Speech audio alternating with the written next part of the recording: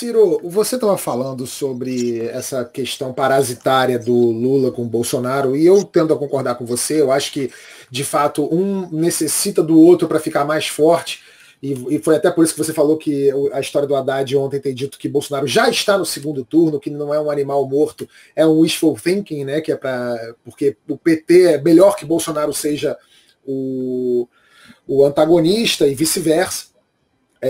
Todos nós aqui, eu conheço gente que votou no Bolsonaro e que está muito desgostosa com o Bolsonaro, que fala que não vai votar no Bolsonaro de jeito nenhum, mas que, se for Bolsonaro e Lula, vai ter que votar no Bolsonaro porque não vota no Lula. E o contrário também, de gente que votou no Lula, mas ficou desgostosa com o Lula, não acredita mais no Lula, mas que fala assim, mas se for Lula e Bolsonaro, não tem jeito, eu tenho que votar no Lula. Então, existe essa pessoa. E você está se colocando nesse lugar, nesse papel de uma terceira via, né? Uma via para essas pessoas que não querem Lula, não querem Bolsonaro. E a minha pergunta para você é a seguinte: como é que você, Ciro, e eu acredito que você tem as melhores intenções, eu acredito que você seja um cara apto para o cargo, como é que você vai se proteger desse caminho de ser terceira via? Porque a gente estava falando aqui, você falou, por exemplo, do Mandetta, que o Mandetta poderia ser seu vice, poderia, que você respeita muito o Mandetta. O Mandetta é ex-ministro do Bolsonaro. O seu atual marqueteiro é o João Santana, que foi marqueteiro do Lula e ele foi réu confesso, condenado por corrupção. Como é que você vai conseguir... Não. Ele não foi? Por corrupção, não. Enfim... Por corrupção ele foi absolvido. Foi absolvido? Então, não, eu te interrompi, perdão. Eu respondo depois. Eu quero só saber como é que você vai se proteger dessas alianças que você vai ter de fazer para você ser visto como uma alternativa viável, tanto para o campo da esquerda quanto para o campo da direita. Se eu me enganei a respeito do João Santana, me perdoe, eu faço correção aqui. Não, só para fazer justiça, o João Santana foi absolvido da acusação de corrupção, mesmo pela arbitrariedade do Sérgio Moro. Então, e ele é um publicitário, ele foi condenado e confessou e pagou caro, né, e se reconhece que cometeu um erro, porque recebeu, pelo serviço que de fato prestou, todo o Brasil é testemunha, que ele foi publicitário do Lula e da Dilma, mas recebeu, não é, com Caixa 2. E o Caixa 2 na política brasileira simplesmente era uma prática meio generalizada. Eu não justifico nem explico, apenas estou dizendo que ele não foi condenado por corrupção, conhece que fez um erro, reconhece e já pagou muito caro, né? Teve suas empresas destruídas e tal, e é um prestador de serviço. Diferente da ponderação correta que você faz, é o seguinte. Então, veja, o quadro no Brasil é um quadro de 32 partidos.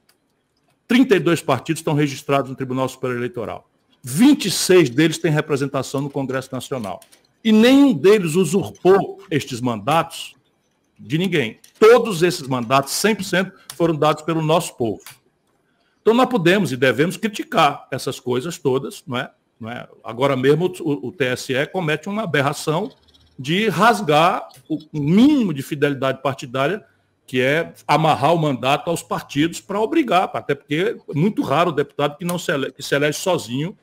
Eu, quando fui eleito, eu tirei 667 mil votos, o deputado mais votado do Brasil, e elegi não só a mim mesmo, como a sobra do meu, elegi mais uns 3 ou 4 junto do meu partido. Mas, isto dito, o que é que eu tenho que fazer? Eu tenho que fazer tudo às claras.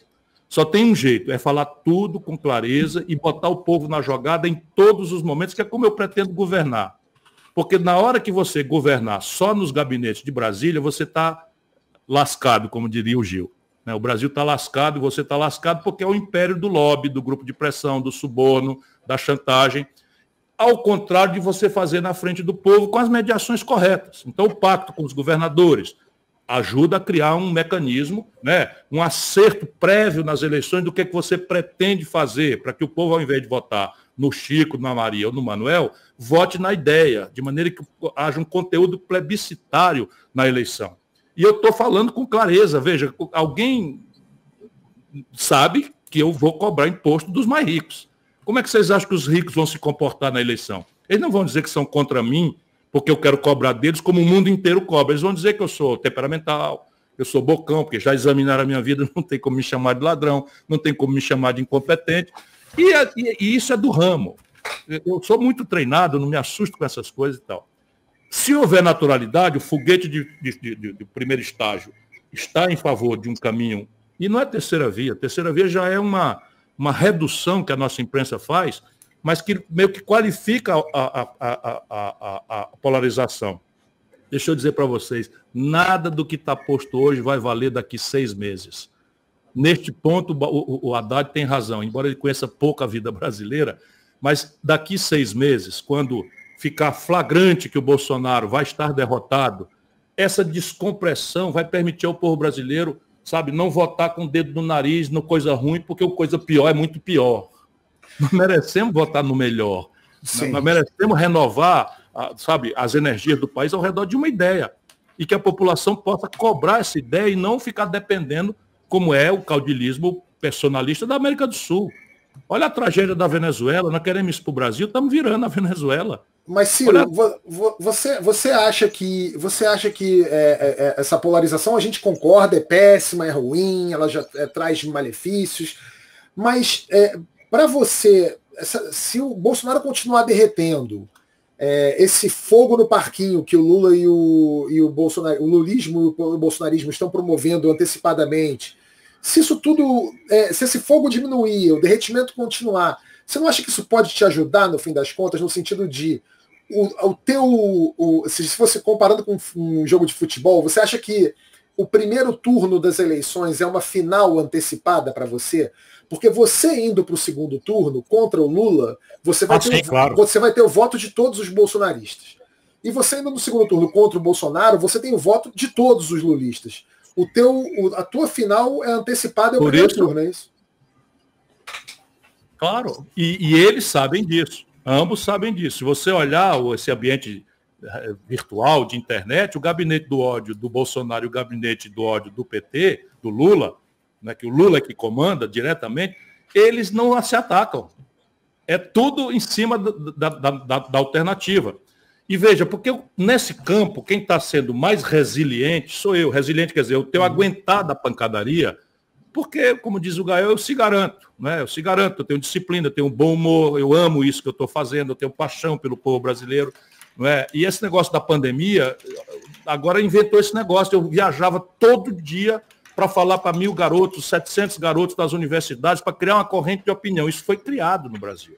Hoje existe uma corrente de opinião politizada entre os jovens da universidade brasileira, que é uma coisa generosa, que assim, eu estou feliz como militante, porque criei essa corrente de opinião muito exigente, inclusive comigo, que é como eu quero que todo mundo seja. Quem fica apaixonado por política é povo idiota. Apaixonado, você gosta, tem simpatia, mas, porra, peraí, ficar apaixonado por político, tem que botar o político para discutir os assuntos, ver se ele tem coerência entre o que diz e o que fez quando teve a oportunidade. Né? E agora nós vamos ensinar para o jovem brasileiro, não é só porque o Bolsonaro é uma tragédia que o crime compensa. Peraí, eu estou noutra completamente diferente. Então, veja, nesse momento, quem está resistindo sou eu. O Moro derreteu, o Luciano Huck, que era uma tentativa da elite brasileira de botar um estagiário aí na presidência da República que pudesse entregar o Banco Central diretamente para eles resolverem o problema. O Huck mesmo não topou isso, também aparentemente não vai ser candidato, o Moro não vai ser candidato, o Dória está muito mal em São Paulo, que é um ponto de partida dele, lá em São Paulo não está nada bem, e o Mandetta está se esforçando, mas daí a percorrer o Brasil, a ser conhecido, ou conhecer o Brasil também. Então quem está na área sou eu, estou pedindo a bola, passa. Garanto que se vier a meia altura, eu faço o gol de bicicleta. Faço lindo esse gol aí.